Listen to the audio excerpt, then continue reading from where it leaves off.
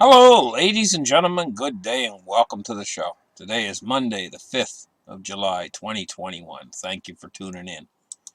You guys probably wondering what's going on with Bitcoin lately.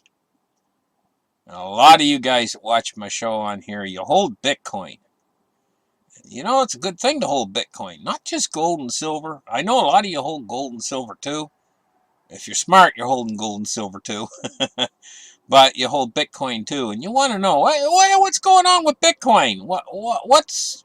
I mean, it was $64,000, and now it's 30 something. Let me take a look. And the industries fell off a lot. You know, I'll tell you what's kind of going on right now. We're going through a consolidation. Let's call it consolidation. We had a big price drop. Bitcoin nearly got cut in half. And I know you got all these guys out there right now saying, hey, you know, a bubble, it's in a bubble. Right now. Well, the bubble popped when it went from $64,000 down to $30,000. When you get something that drops by half, you just got a bubble pop. Now what it's doing is it's consolidating.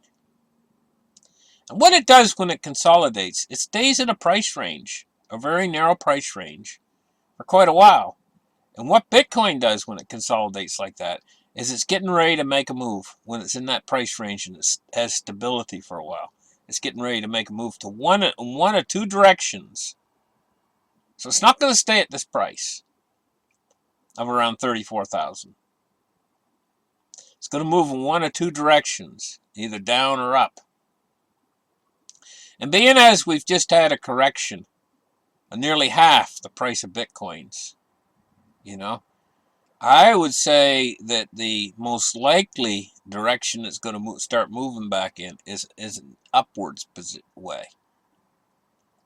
That's my most likely pick. But there's a problem. There's a problem, guys.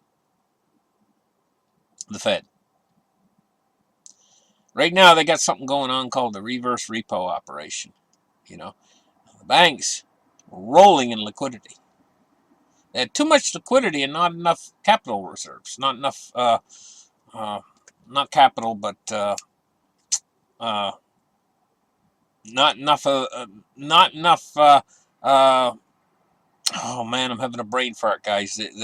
The collateral, not enough collateral reserves. They had too much capital floating around within the system. Not capital, but too much cash. Basically, cash floating around the system. And the Fed's been sucking it up through this. And I mean, you hear a massive sucking sound of this liquidity being sucked out of the system right now. And I think this is part of, maybe not all the reason. You know, I mean, we had the whole China thing going on with China coming down hard on Bitcoin. But I think it was more of a part of the reason why Bitcoin fell off from 64,000 down to 30,000 was this allocation of the capital by the Fed, basically putting it away in special account, and then taking this money and the banks don't have as much money to work with then as they had. This was causing an awful lot of speculative investment. Bitcoin. Now a lot of this has been withdrawn from the upper echelons of the financial system.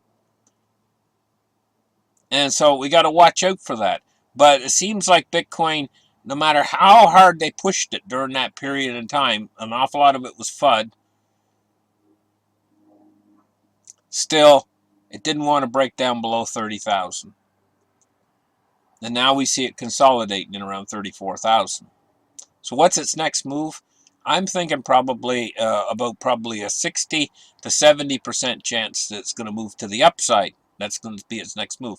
Because when it consolidates like this, it never stays at that range it consolidates at. That becomes a level of resistance later. So 30 to 34,000 is where it's consolidated. So later that's going to become a floor under the Bitcoin price as Bitcoin starts to move higher. And I believe the next move is going to be going to start to heat up again. When Bitcoin starts to heat up, all the other cryptos follow, and they all start to heat up. I want you guys to take a particular look at Hedera Hashgraph, and there's a reason why I want you to take a look at that coin. XRP, you know, it's like 1,400 transactions per second. You know, and it's there's a lot of hopes put behind XRP for what it could actually do within the system, within the structure of the system, as far as moving money around, right? Whatever XRP can do, Hedera Hashgraph can do it just as good. Hedera Hashgraph right now is quite like coin number 54. I'll tell you guys, I'm expecting Hedera Hashgraph is going to move up within those coins. That's what I'm expecting, you know, and take a serious look at Hedera Hashgraph.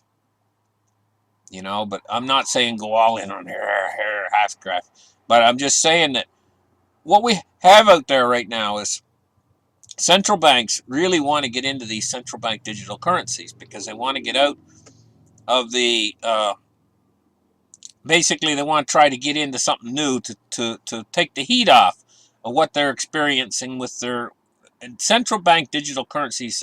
Chinese are going to have it. The United States is going to have it.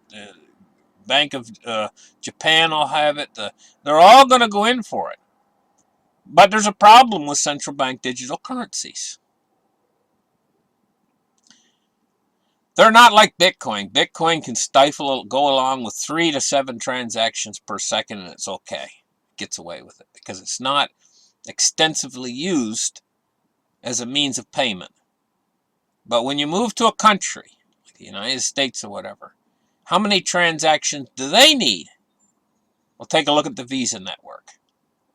On a Black Friday sale, they could need as many as 50,000 transactions per second. So what can cover that? Well, XRP can cover 1,500, but that's not 50,000.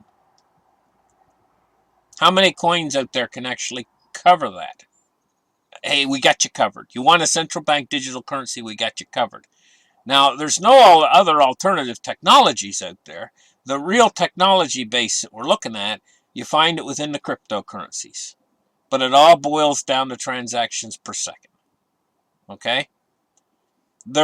As far as my research has concluded, that the only really good stable network that can handle the kind of volumes that the government would need to function a network of a central bank digital currency, the only technology out there that's really suitable is Hashgraph technology. Because when the network's fully established, it'll be able to handle the volume that they're looking at, which would be, let's just say, probably rounded off, say 100,000 transactions per second on a bad day when they got a lot of people wanting to buy a lot of things really quick and they don't want their network to jam. And Hedera Hashgraph, when it's fully capable, it'll probably be up to like 1 million transactions. Now, there's other coins out there that when they get it all fully established, they'll be able to come close.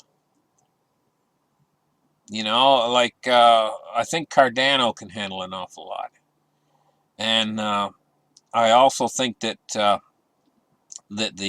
when they get it fully done, completed, the Ether network can handle an awful lot too.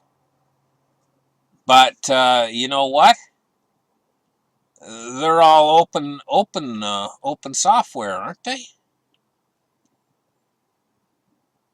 Hedera Hashgraph is patented.